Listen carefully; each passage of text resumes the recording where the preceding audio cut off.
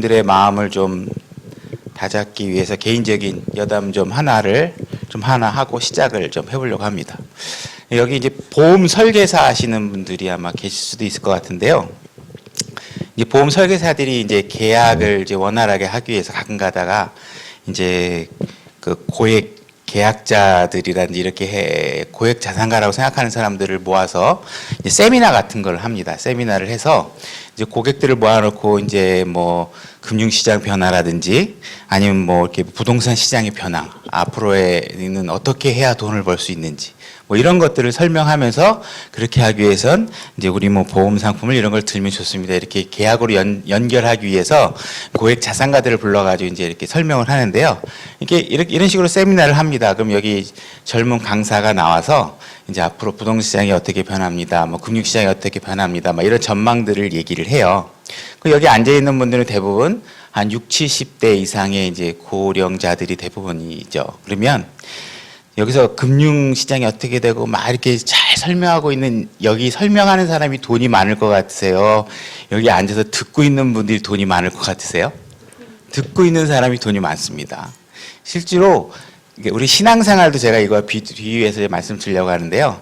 여기서 아는 것 같이 막 떠든다고 하나님을 기쁘게 할 수 있는 그런 능력이 있는 게 꼭 아니에요. 이거 잘 몰라도요. 여기 있는 사람들, 금융시장 정보 이런 거 잘 몰라도요. 여기 앉아있는 사람들은 그거 다 몰라도 본능적으로 돈을 벌 수 있도록 몸이 움직이는 분들이 앉아있는 겁니다. 그러니까 우리도 신앙생활도 말씀을 안다고 해서 내가 막 이렇게 되는 게 아니고요. 그거를 하나님 기쁘게 하는 일이 딱 눈에 보이면 자기도 모르게 몸이 반응할 수 있도록 여러분들 자신을 바꿔 놓으셔야 돼요. 그게 마음이고 마음이 여러분들의 방향을 인도하는 거가 되는 겁니다. 그래서 여러분들의 마음이 물론 말씀을 아는 지식도 함께 성장하셔야 되지만 여러분들이 본능적으로 하나님을 섬기는 일에 몸이 움직일 수 있도록 하셔야 돼요. 그래서 여기서 강대상에서 많은 지식을 설명하고 하는 사람들은 하나님께서 더 많은 것들로 요구하시고 하는데 그 말하는 것만큼 행동하기가 어렵죠. 근데 여기 있는 사람들은 앉아서 듣는 사람들은 또 때로는 그 세미나에 듣는 사람들은 지식은 잘 모르지만 어떻게 하는 게 돈을 버는 건지 본능적으로 움직이십니다. 여러분들도 꼭 많이 알아야 하나님을 기쁘게 하는 게 아니고요. 작은 거 하나에, 무엇 하나에, 그분들은 휴지 한 장 잘라 쓰고, 밖에서 돈이 되는 거 보면 바로 주워 들어오고, 막 움직입니다. 근데 여러분들도 그렇게 신앙생활을 하셔야 된다는 거예요. 그래서 지식에서도 여러분들이 성장하셔야 되지만, 그렇게 물론 다 균형 있게 성장하셔야죠. 하지만 움직이지 않고 지식으로만 계속해서 아는 거를 바라볼 수도 있고, 눈으로 쳐다보고 다 아는데, 앞으로가 하면 몸 삐뚤어져 있어갖고 다른 데로 가면 의미가 없어요. 그죠? 그래서 여러분들이 이렇게 마음을 실질적으로 하나님을 향하는 방향이 여러분들이 딱 주님을 보면 바로 움직이고 달려갈 수 있도록 여러분들의 마음과 방향이 그렇게 좀 변화될 수 있는 이런 시간이 됐으면 좋겠습니다. 자, 이제 복습을 좀 한번 하면서 또 시작해 보도록 하겠습니다. 자, 이제 많이 들으셔서 이제 삼삼하게 나오실 텐데, 자, 여러분들이 이제 지금은 한번 대답을 한번 해보세요. 자, 아담 이후에 요 선악과 사건까지를 어떤 경륜이라 그랬죠? 기억나세요? 무죄의 경륜이라 그랬죠. 자, 그죠? 그 다음 선악과부터 노아의 홍수까지를 어떤 경륜이라고 하죠? 예? 양심의 경륜이라고 하죠. 선악과를 따먹은 이후에 선과 악을 아는 지식에 따라서 이제 뭔가 이렇게 판단하고 하는 그런 경륜을 베풀어 주셨다 했습니다. 자, 그 다음에 노아의 홍수부터 아브라함까지의 시간을 무슨 경륜이라 하는지 혹시 기억나세요? 인간 정부의 경륜이라고 합니다. 그래서 노아를 통해서 이 땅이 다시 채우고 번성하라고 하면서 이제 민족들이 생겨나고 족속의 경계들이 생겨나고 하는 기간이 시작된다고 그랬습니다. 자, 그 다음에 아브라함부터 모세에게 율법을 주기까지의 경륜을 뭐라 그런다는지 기억나시나요? 족장시대의 경륜이라 그랬죠. 그래서 아브라함, 이삭, 야곱 이와 같은 이 사람들을 지나가면서 우리 그 사람들이 다 족장에 해당됩니다. 그래서 부족의 족장들 이런 것들처럼 해서 족장 시대가 격리되고 이 격류는 이집트의 노예로 전락하는 삶으로 끝난다고 했습니다. 그래서 전락한 이 이집트 백성들을 끌어내서 하나님께서 율법을 주셔서 십자가의 격륜까지 십자가 사건까지를 무슨 격리라 한다 그랬죠? 율법의 격리라 했는데 율법이 그래서 율법은 자, 이방 민족들 가운데 아브라함을 선택하고 그다음에 또 모세를 선택해서 율법을 주신 걸로 봤을 때 이건 지극히 유대인적인 관점에서 이루어지는 경륜이다. 그래서 율법은 우리 이방인들에게는 직접적으로 관계가 없다. 율법이 하는 기능이 없는 건 아니지만 율법을 직접적으로 에게 요구하는 그런 건 아니다. 유대인들에게 요구하고 있는 경륜이 진행되고 있다. 이렇게 보시면 됩니다. 자, 그다음에 십자가 사건부터 우리가 휴거라고 하는 거 들려 올라가는 시기까지를 우리가 무슨 경륜이라고 한다 그랬죠? 교회, 은혜 경륜, 교회의 경륜이라고 한다고 했습니다. 그래서 우리가 은혜로 믿기만 하면 은혜는 물론 요 시대에만 있는 건 아니죠. 모든 경륜에 따라서 다 있지만 우리가 이 교회 경륜을 통해서 우리가 은혜로 구원을 받는 그래서 교회라는 하나의 민족이 새로 등장한다고 말씀드렸습니다. 그 다음에 이제 우리가 휴거에서 올라가서 공중에서는 혼인잔치 뭐 이렇게 돼 있는데 우리 어쨌든 메리지 결혼식이 진행이 되고 그 다음에 그리스도의 심판석이 진행이 되면서 하는 동안에 그 다음에 다시 지상 재림을 하는 데까지의 경륜을 뭐라 그랬는지 기억나세요? 대환란. 그래서 밑에서는 이 땅에서는 대환란이 진행이 된다고 했습니다. 그래서 오늘 여기 대환란 기간부터 오늘 본론에 들어갈 건데 일단 그다음에 지상 재림부터 우리가 둘째 부활 때로는 요 1000년간의 우리가 예수님께 직접 통치하는 기간을 우리가 천년 왕국이라고 한다고 했습니다. 그래서 오늘 이렇게 해서 요 이제 뒤에 대환란 뭐 천년왕국 요거에 관한 정보들은 성경에서 막 클리어하게 주어진 부분들은 아니기 때문에 우리가 좀 많은 공부도 필요하고 때로는 잘못 얘기하면 나중에 또 주워 담아야 될 것도 많고 그래서 이게 이 부분에 대한 정보들은 이런 경륜이 있다라는 걸로만 해서 이제 좀 간략하게 하고 넘어가도록 아마 이따가 할 겁니다. 그래서 지난 시간에 공부한 것만 다시 한번 복습을 다시 또 좀 해보면 족장 시대의 경륜은 우리가 창세기 12장부터 12장부터가 아닌데 이거 뭐 잘못됐네. 제가 잘못 적은 것 같은데. 하여튼 모세가 이 율법을 받은 것부터 이거 잘못된 거네. 이거 넘어가겠습니다. 율법의 경륜. 족장 전에 것도 할게요. 내용 밑에 있는 건 참고하지만 율법 족장 경륜은 어쨌든 간에 아브라함부터 해가지고 시작 맞는 거죠. 제가 헷갈렸네. 이게 왜 뒤로 안 가지? 네, 맞나요. 족장 시대에 아브라함이 등장하는 것부터 좀 헷갈렸어요. 아브라함이 등장하는 것부터 12장부터 모세가 율법을 받을 때까지 경륜이 맞고요.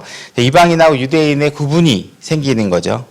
그래서 유대인들은 민족들 가운데 포함되지 않는다. 그래서 성경에서 민족들이 어떻게 된다 그러면 유대인은 빼고 이런 뜻이라고 말씀을 드렸습니다.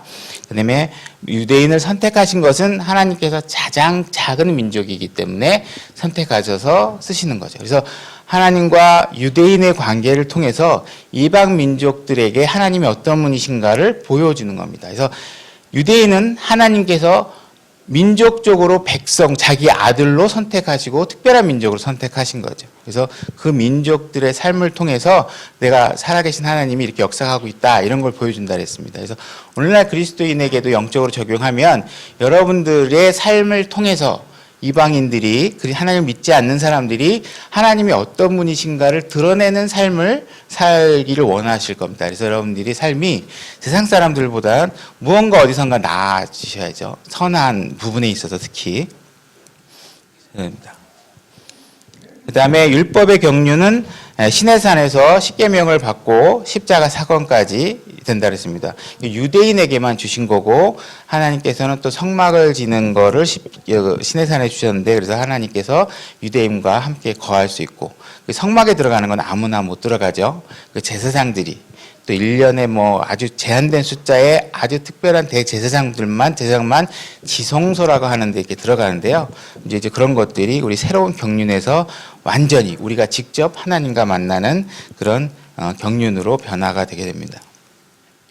그래서 율법에 아브라함이 등장한 이후부터는 창세기 12장부터는 지극히 이스라엘적인 역사가 다 기록되어 있는 겁니다. 그래서 십자가 사건까지 우리의 복음이 이방인에게 전파되기까지는 굉장히 지극히 유대인적인 역사 기록이 성경에 되어 있다고 했습니다. 그래서 창세기 12장부터 우리 유대인의 역사가 시작이 돼서요. 출애굽할 때 모세가 시내산에서 십계명을 받고 그다음에 가나안 땅에 들어가기 직전에 모세는 가나안 땅에 들어가지 못하고 여호수아가 가나안 땅을 정복하는 정복기 역사가 여호수아기에 들어가 있죠.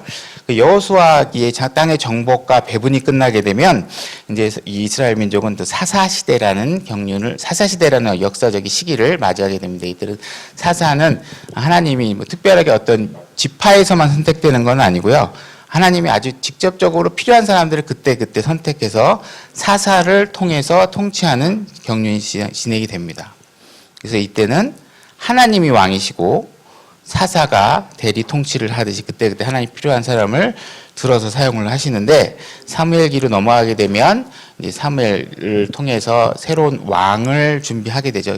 이스라엘 민족들이 왕을 달라고 해서 눈에 보이지 않는 왕은 뽀대가 안 나니까 뽀대나는 멋있는 왕을 원하게 됩니다. 그래서 사무엘 키가 크고 멋있는 사울을 왕으로 베냐민 지파에서 선택이 돼서 왕을 세우는 역사부터 사무엘 상하가 시작이 되죠. 그래서 이 역사는 여기 사무엘기는 그 다윗까지의 역사 기록이 주로 기록되어 있다고 했습니다.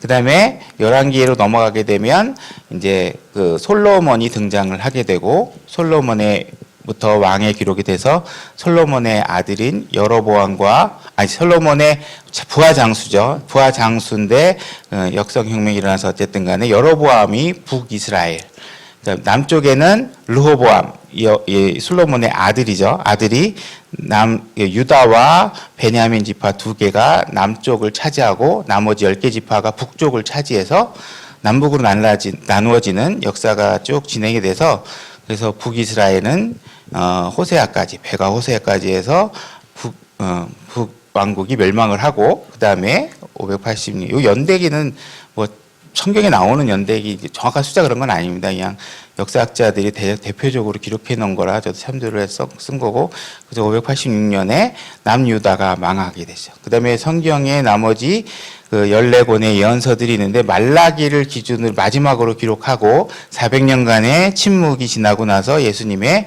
초림 당시에 새로운 사복음서가 기록이 되면서 유대인의 역사가 이제 흘러가는 기록이 나옵니다. 그래서 이제 십자가 사건 이후에 하나님께서 새 상속 언약을 체결하시죠.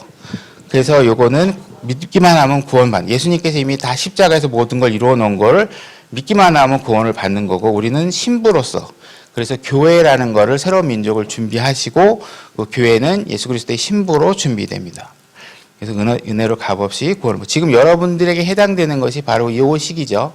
요 시기에 해당하는, 요 시기의 경륜에 해당하는 그런 어떤 하나님의 지시를 우리가 직접적으로 해당하면 되고, 유대인에게 한 것들은 우리가 영적으로 교훈적으로 받아들일 수 있지만 직접적으로 우리 은혜 시대에 살고 있는 우리에게 해당되지 않는 것들이 많이 있다. 그래서 이런 경륜을 구분해서 봐야지만 이게 나에게 해당되는 명령이구나 아니구나를 알 수 있다. 이런 차원에서 이런 공부를 하고 있는 겁니다.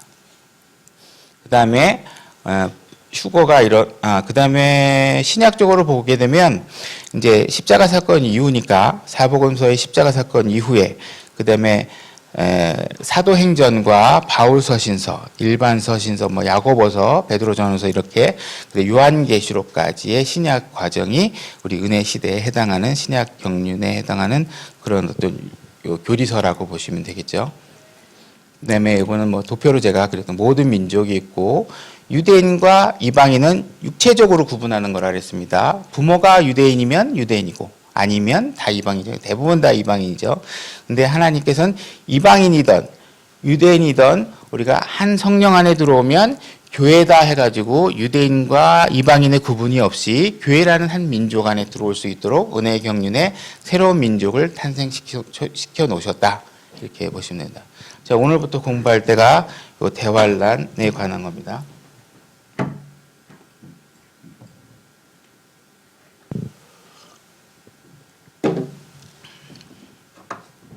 대환란이라고도 하고 이제 7년 환난. 왜냐하면 7년 여기서 이제 대환란 기간인데 7년간인데요.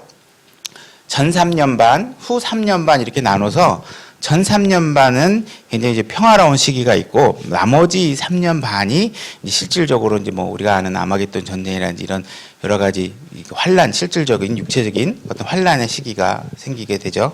그래서 휴거부터 지상 재림까지의 기간을 우리가 환란 시기다. 때로는 야곱의 고난의 때다 이렇게 얘기하기도 하고, 근데 뭐 복잡하게 들어가면 또 어려우니까 이렇게만 하시고, 근데 요 시대에는 그리스도의 심판석에 들어가서 믿는 그리스도인들이 휴거에서 올라가잖아요.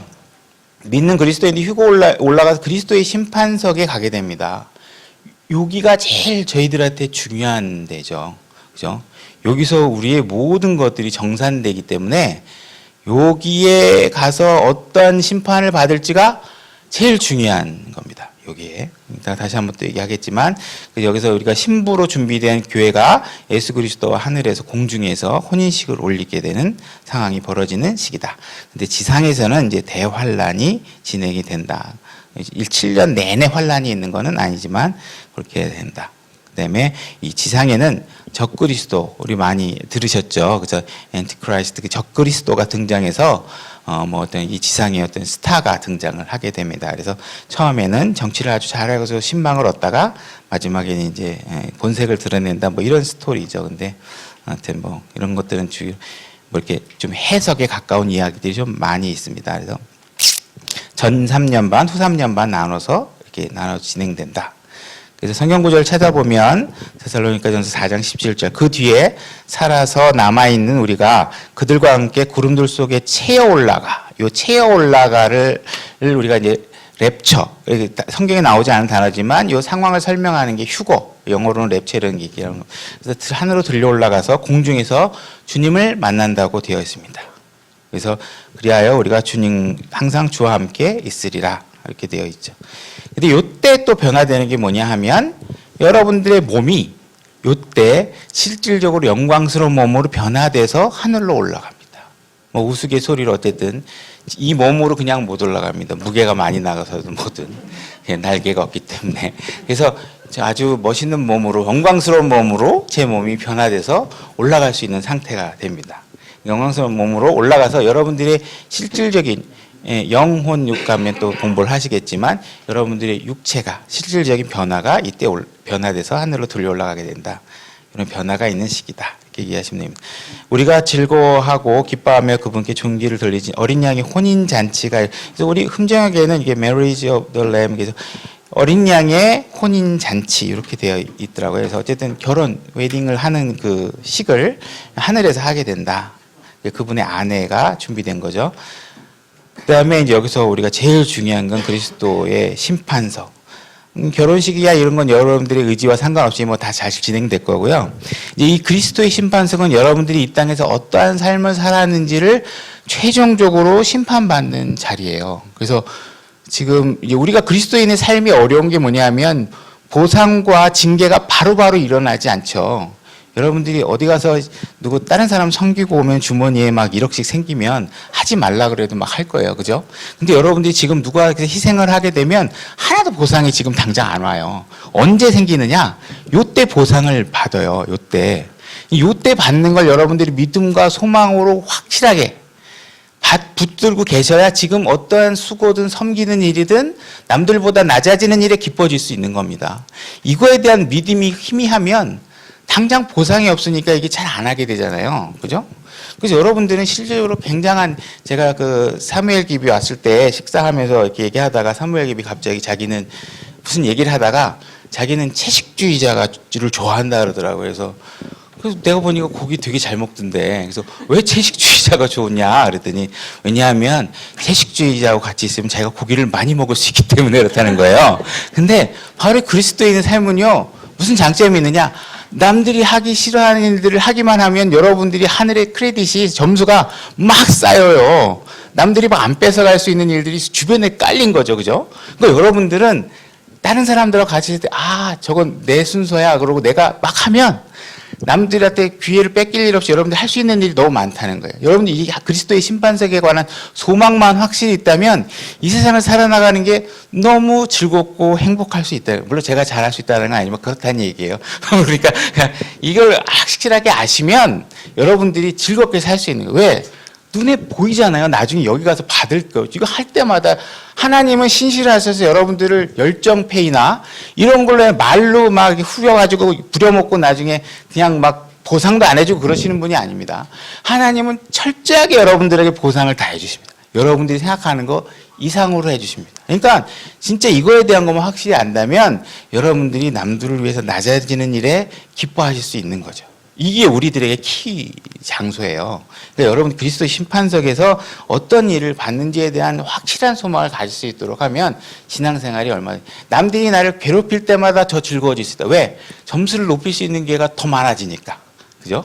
그래서 여러분들이 그런 고난과 어떤 불쾌감이나 남에게 어떤 그런 어려운 상황이 나에게 닥치는 것은 내가 높은 점수를 받아. 어려운 문항이 나올수록 점수가 항목당 점수가 높죠. 여러분들 시험 볼 때도 주관식은 더 어렵고 점수. 그러니까 어려운 문제가 나한테 왔다는 건 내가 어려운 문제를 풀 수 있는 능력이 됐구나 하는 상태를 얘기하는 거예요. 하나님은 여러분들이 감당할 수 없는 시험을 주지 않으시죠. 그래서 여러분들이 풀 수 있는 문제를 주는데 그걸 기쁘게 풀려면 그리스도의 심판석에 대한 확실한 소망이 있어야 됩니다. 고린도후서 5장 10절을 보면 우리가 반드시 다 그리스도의 심판석 앞에 나타나리니 이로써 각 사람이 좋은 것이든 나쁜 것이든 자기가 행한 것에 따라 자기 몸 안에 이루어진 것들을 받는데 그리스도의 심판석에서 무엇을 받냐면 여러분들이 행한 것에 따라 여러분들 몸 안에 이루어진 것에 따라 받는 겁니다. 여러분들의 머릿속에 깨달은 양만큼 받는 거 아닙니다. 여러분들이 깨닫고 하는 것들이 여러분들이 행하는데 동기부여가 된다면 좋다 그랬어요. 그죠? 근데 여러분들이 많이 알고 있다고, 지식의 양이 좋네. 그러고 여러분한테 보상한다는 말이 없고, 뭐 그렇게 하시는지는 잘 모르겠죠. 적어도 이 문장의 말은 여러분들이 각자 행한 것, 몸이 움직인 것, 실제로 섬긴 것, 그죠? 남들이 하기 싫어하는 거 한 거, 그죠? 어려운 사람 도와준 거, 이 권력 있는 사람, 힘 있는 사람한테 가서 막 주고 그러는 거 말고, 힘 없고 남들이 관심 없는 사람들 찾아가 도와주는 것, 남한테 자랑하지 않는 것, 그렇게 해서 여러분 몸 안에 쌓여진 것을 가지고 심판하시고 상을 주시겠다는 거예요. 그죠? 그러니까 이 심판의 기준, 심사위원회 심사평을 지금 듣고 난 이런 기준으로 심사하겠다고 하나님께 얘기해 줬잖아요. 그러니까 여기에 맞춰서 여러분들이 생활을 하시면 돼요. 그죠? 그래서 여러분들이 생각을, 무게중심을 바꾸셔야 돼요. 여러분이 뭘 해야 내가 행복한 건가, 좋은 건가에 대한 거를 하셔야 돼요. 이렇게 시간이 벌써 많이 갔지? 딴소리를 많이 했나?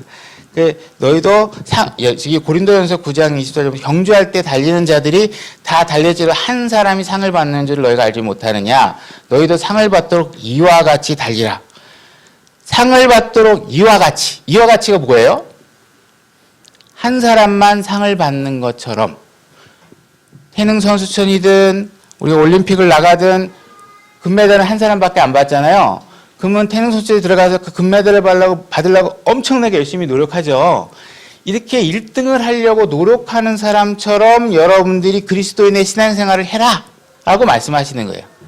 그래 상을 받는다. 참여하는데 의의를 가지고 신앙생활을 하면 보상이 없다.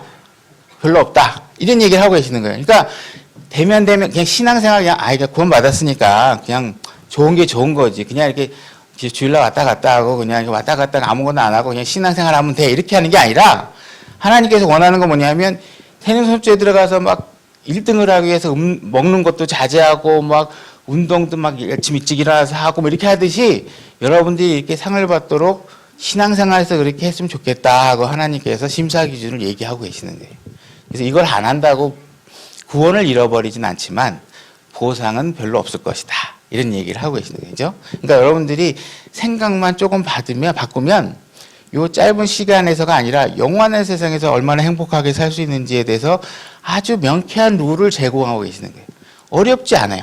근데 하기가 좀 우리 생각을 좀 바꾸기가 어렵겠죠. 그래서 이런 부분들을 여러분들 생각을 좀 바꾸시면 신앙생활이 즐거워질 수도 있다. 그렇다고 제가 그 정도 수준에서 생활하기 때문에 말씀드리는 건 아닙니다. 그래서 하시고 이때 우리가 이제 재림을 하면서 예수님께서는 민족들을 심판하시는 일이 벌어지죠. 그래서 유대인들을 도와줬던 사람들은 양으로 구분하고 하나님을 대적하고 유대인들하고 대적하고 이런 사람들이 염소로 분리하는 뭐 이런 일들이 벌어집니다. 그 다음에 이제 예수님께 이 땅에 내려오시면 이제 천년 왕국, 이제 이것이 우리가 마태복음에 가면 하늘의 왕국, 때로는 개역성경에서는 천국 이렇게 표현되어 있는 그 왕국이 전개되게 됩니다. 그래서 지상재림을 하면서부터 천년간 예수님께 직접 통치하는 시간을 하고, 우리 혼인식을 했으면 뒤풀이 하잖아요, 그죠? 그 혼인 만찬 시간이 여기서 진행되게 됩니다.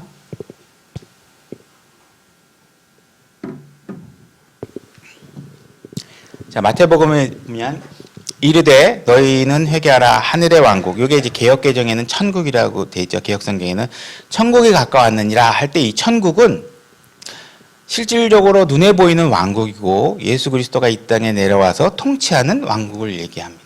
나중에 우리가 세 가지 왕국을 공부할 때 또 다시 공부를 하시게 될 겁니다. 그래서 우리 계시록에 보면 그리스도와 함께 천년 동안 통치한다라는 말이 내 있기 때문에 우리는 문자대로 받아들이기 때문에 실질적으로 이렇게 천년 동안 예수님께 통치하는 시기가 있을 것이다라고 믿고 받아들이고 있습니다.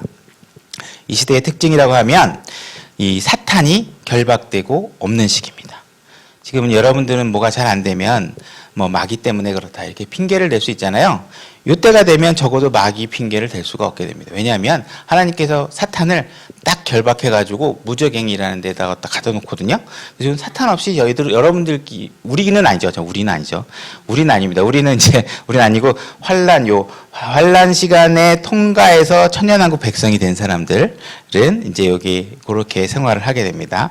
그래서 사탄으로부터 완전 자유로운 세상 생활을 하게 되지만 이제 이것도 이제 문제가 생깁니다. 내가 보니 한 천사가 바닥 없는 구덩이, 이게 그 개역성경에는 무적행, 그러니까 없을 저 바닥 저거, 그래 바닥이 없는 갱 이렇게 되는 무적행에 들어가서 열쇠와 큰 사슬을 손에 들고 하늘로부터 내려오는 장면이 나오고, 이제 마귀와 사탄이 그 저 옛 뱀을 붙잡았느니라.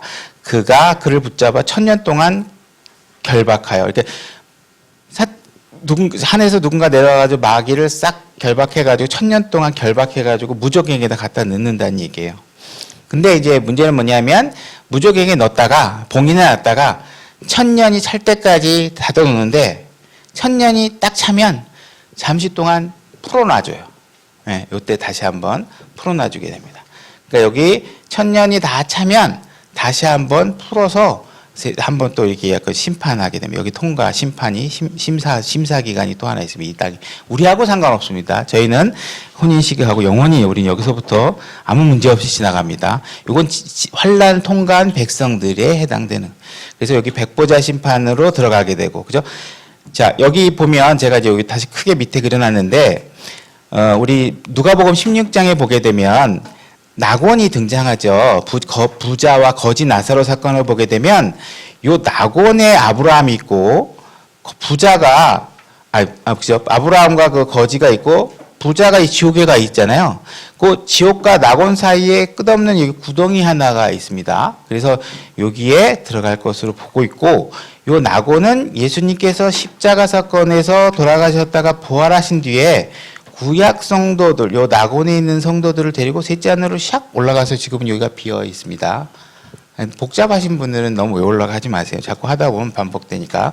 그래서 여기에 갇혔다가 천년이 차면 다시 풀어서 다시 한번 흩어져 백보자 심판에 들어가서 심판을 하게 됩니다.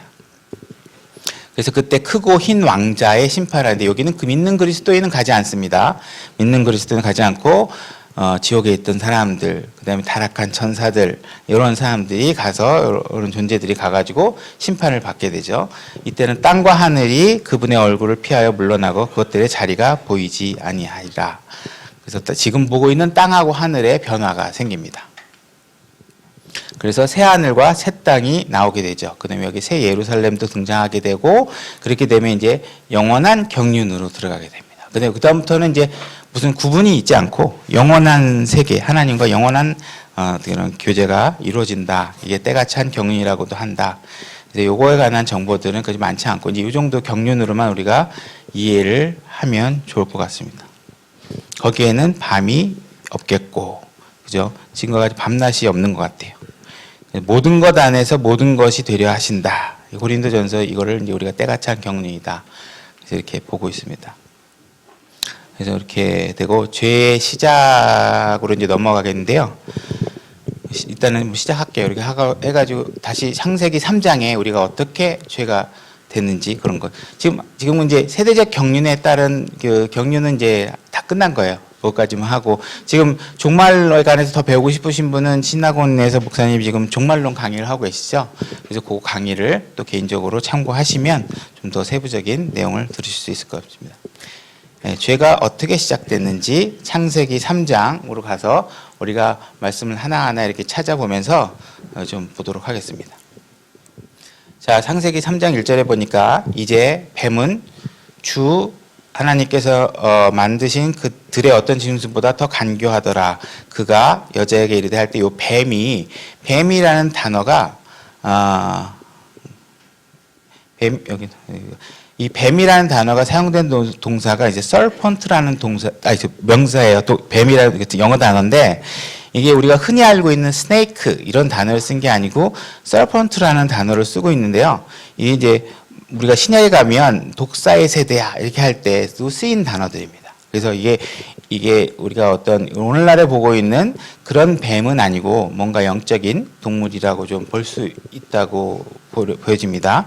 그래서 이 뱀이 참으로 하나님께서 말씀하시기를 너희는 동산의 모든 나무에서 나는 것을 먹지 말라 하시더냐 이렇게 하나님이 하신 말씀을 다시 되물어 봅니다. 그래서 이 이야기는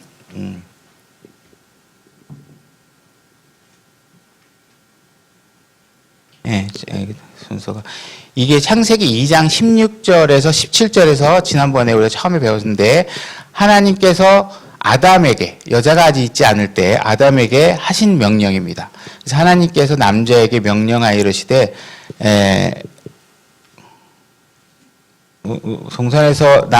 동산의 모든 나무에서 나는 것은 내가 마음대로 먹어도 되나 선악을 알게 하는 나무에서 나는 것은 먹지 말라. 그 나무에서 나는 것을 먹는 날에는 내가 반드시 죽으리라. 이렇게 돼 있는 내용이거든요.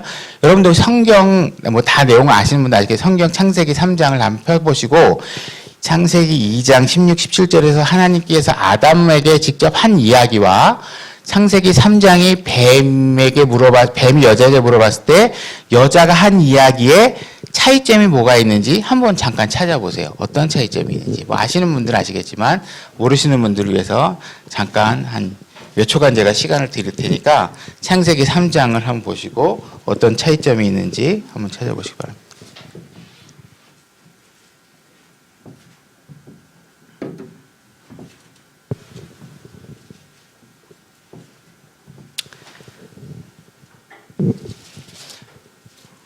다 아시죠, 그죠? 제가 이제 넘어갈게요. 그러면 차이점을 보면 자 창세기 2장 16, 17절에서 내가 마음대로 먹어도 된다라고 했을 때 마음대로가 영어로 freely라는 단어예요. free라는 단어인데 공짜로 이런 뜻입니다. 그래서 공짜로 먹어도 되는데 하는 마음대로라는 말이 여자가 뱀이 정말 이거 먹으면 안 된대 하니까 이렇게 여자가 대답한 이야기에는 빠져 있어요. 우리가 동산 나무의 열매는 먹어도 되나 이렇게 되어 있어요. 마음대로 먹어도 된다라는 말이 빠져 있습니다. 그다음에 보면 먹어도 되나 동산의 한가운데 있는 나무의 열매에 관해 하나님께서 이르시되 너희는 그것을 먹지도 말고 만지지도 말라 그러면서 만지지도 말라라는 말을 원래 하나님이 하신 말씀에는 없었는데 끼워 넣었어요. 첨가. 그죠? 하나님은 만지지도 말라라는 말을 하신 적이 없어요. 근데 여자가 지금 끼어서 대답하고 있죠. 그 다음에 하나님께서 이걸 먹으면 반드시 죽는다 이렇게 얘기했는데 여자는 죽을까 염려하노라 이렇게 변기해서 얘기합니다. 그죠? 그래서 하나님께서 하신 말을 하나는 삭제하고 뭘 삭제했어요? 공짜를 말하는 삭제했어요. 하나님이 우리에게 주시는 건 다 값없이 주시는 겁니다. 거저 주시는 거예요. 근데 그 말을 삭제하고 그 다음에 여자가 첨가하는 말은 뭐냐면 만지지도 말라라는 말을 첨가했어요. 삭제하고 첨가하고 변개하고, 그죠? 이렇게 세 가지 단계를 했습니다. 그래서 마음대로 free라는 말은 굉장히 중요한 겁니다. 여러분들의 구원과 관련되어 있는 키워드입니다. 정확한 핵심 단어입니다. 여러분들의 구원은 거저 받으신 거잖아요. 값없이. 값없이라는 말이 여기서는 가치가 없다, 이런 얘기가 아니라 여러분들이 살 수 있는 능력이 안 돼서 아버지께서 그냥 주시는 거예요. 제가 우리 아들이 차를 사달라고 하면 아들은 아직 차를 살 능력이 안 되잖아요. 제가 어떻게 해주겠어요? 거저 사주겠죠, 그죠? 그러니까 이런 능력이 안 돼서 우리가 주는 거예요. 너무 값이 계산할 수 없을 만큼 값이기 때문에 하나님께서 거저 주시는 거예요. 그래서 그 삭제라는 말을 뺐고요. 그 다음에 첨가, 만지지도 말라, 이렇게 돼요. 개인적인 해석이지만 어쨌든 이게 무언가 하나님께서 우리에게 행위를 요구한 것처럼 이야기하고 있죠. 하나님은 우리에게 어떤 행위를 요구하지 않습니다. 그래서 만지지도 말라, 어떤 행위를 요구한 게 아니라 그냥 이런 말을 하신 적이 없어요. 그 다음에 죽을까 염려하노라, 이렇게 되어 있죠. 그래서 이거는 마치 하나님의 말씀을 확률적인 문제로 만들어서 여러분들이 죄에 접근하기 쉽도록 만들어 놓고 있는 겁니다. 그래서 이런 것들은 굉장히, 제가 항상 말씀드리는 거지만 하나님의 말씀은 굉장히 명백하고 단순하고 클리어합니다. 이것을 흔드는 순간에 여러분들은 마음의 방향이 일단 탁 틀어지는 거예요. 죄 쪽으로. 그죠? 이게 딱 틀어지면 그 결과는, 목적지는 정확하게 갈 수가 없는 거죠. 그러니까 절대로 하나님의 말씀에 대해서 누그러뜨리거나 이런 것들을 하시면 안 돼요. 그래서 죄의 시작은 하나님의 말씀에 대한 확신을 흐트리는 데서부터 시작하는 겁니다. 교회 안의 질서도 마찬가지고 우리가 세상을 살아나가는 데서 하나님의 말씀을 세상의 어떤 사회적인 풍조나 이런 거에 맞춰서 우리의 말을 흐릿하게 만들어 놓는 거라든지 이런 것들은 제가 하지 않아요. 저는 예를 들면 뭐 집사를 뽑던 뭐 이렇게 하던 성경의 어떤 주어진 이야기들은 하나님께서 반드시 하라는 얘기는 되도록이면 지키는 게 저는 맞다고 생각합니다. 그래서 그런 부분들에 관해서 우리가 좀 하나님의 말씀을 좀 흐트는 것보다는 명확하게 지키는 게 좋을 것 같다는 생각을 하고요. 여자는 어쨌든 간에 마음에 탐심이 있기 때문에 이런 죄들이 생긴 거죠. 이미 탐심이 있기 때문에 선악과 근처에 가서 바라보고 있지 않았을까. 일단 거기에 관한 마음이 일단 움직였기 때문에 몸이 그 근처에 가 있지 않았을까 하는 생각을 하고요. 여자는 선악과를 보고 죄를 지었습니다. 그죠? 보면 죄를 짓습니다. 성경, 네가 무엇을 보았길래 이런 것을 하느냐, 이런 이야기도 성경에 있고, 우린 무언가 잘못된 걸 보면 그 본대로 그 결과가 나올 확률이 굉장히 높습니다. 그래서 우리가 보는 거에 있어서 우리가 좀 선별적으로 접근할 필요가 있죠. 그래서 말씀에서 우리를 떠나게 만드는 거죠. 마귀는 와가지고 여러분들을 강제로 끌어가서 죄를 짓게 만드는 게 아닙니다. 여러분들의 마음의 동기만 부추기게 되면 여러분들이 죄를 지으려고, 여기 이 여자의 경우는 좀 틀리겠지만 우리는 지금 죄를 짓도록 태엽이 완전히 감겨져 있는 상태예요. 태엽만 탁 손만 놓으면요, 알아서 축적된 에너지로 죄 쪽으로 막 달려갑니다. 그걸 하나님께서 은혜로 여러분들 다 잡고 계시는 거예요. 죄 더 못 짓도록. 그래서 이게 마귀가 여러분들에게 탁 마음의 동기를 주면 여러분들은 죄 쪽으로, 말씀을 떠나는 쪽으로 가게 되죠. 그래서 하나님의 말씀이 아닌 것을 붙잡고 실행하면 안 됩니다. 하나님이 분명히 얘기해놨는데 뱀이 얘기한 거에 권위를 두고 그 뱀이 죽을지도 모른다는 거지 죽는다는 얘기는 아닐 거라는 동기부여에 우리가 넘어가면 죄를 짓게 되는 거죠. 그래서 오늘은 여기까지 하고요. 나머지는 또 다음에 이어서 하도록 하겠습니다. 수고하셨습니다.